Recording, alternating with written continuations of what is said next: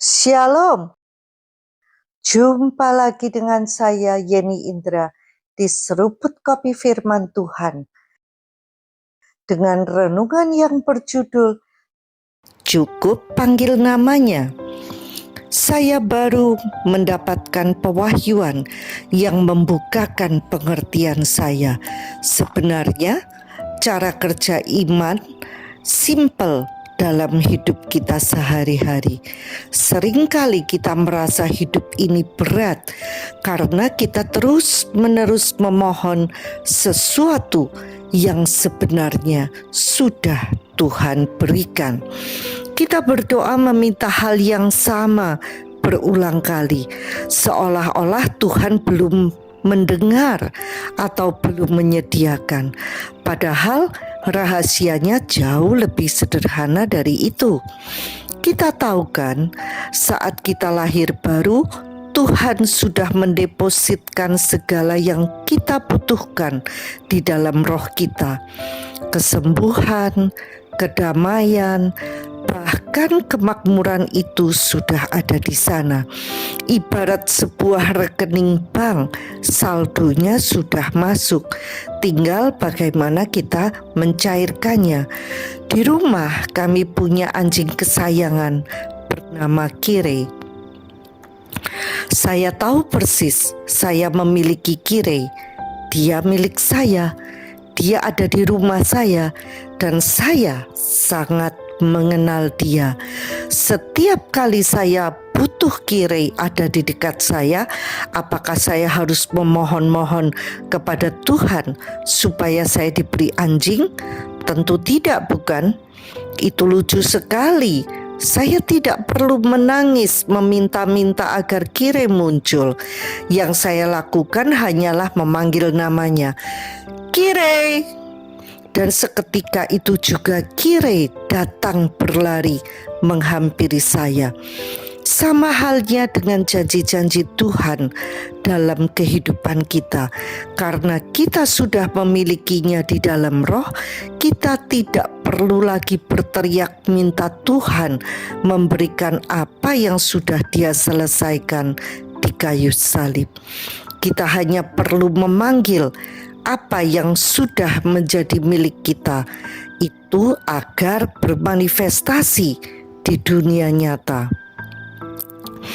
Inilah rahasia istirahat atau rest yang Yesus tawarkan dalam Matius 11 ayat 28 dan 29.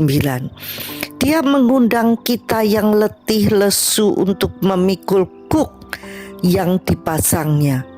Mungkin kita pikir, loh kok malah disuruh pakai kuk, apa tidak bertambah berat? Nah, disinilah letak keajaibannya. Perintah Tuhan dan firman-Nya itu sebenarnya bukan beban, melainkan seperti sayap bagi burung. Kalau kita timbang secara fisik, sayap itu memang ada beratnya. Tetapi justru karena sayap itulah si burung bisa terbang tinggi dan lepas dari gravitasi bumi. Tanpa sayap, burung justru akan kesulitan berjalan terseok-seok di tanah. Luar biasanya lagi, dalam kuk ini kita tidak sendirian, kita dipasangkan bersama Yesus. Dia yang memikul beban utamanya, Dia yang memberikan tenaganya, dan Dia yang membawa kita terbang tinggi mengatasi badai persoalan. Kita hanya perlu melekat erat dan mengikuti langkah-langkahnya dengan hati yang tenang. Kalau kita butuh kesembuhan, panggil kesembuhan itu karena sudah ada di dalam kita oleh bilur-bilur Yesus. Kalau kita butuh hikmat, panggil hikmat itu. Kita bergerak bukan dari posisi kekurangan, tetapi dari posisi kepemilikan. Kita tidak stres mengejar berkat karena berkat itu sudah ada di rumah kita, di dalam roh kita. Smith Wigglesworth pernah berkata dengan sangat luar biasa, God say it, I believe it, and that settle it. Tuhan mengatakannya, saya mempercayainya, dan itu tuntas.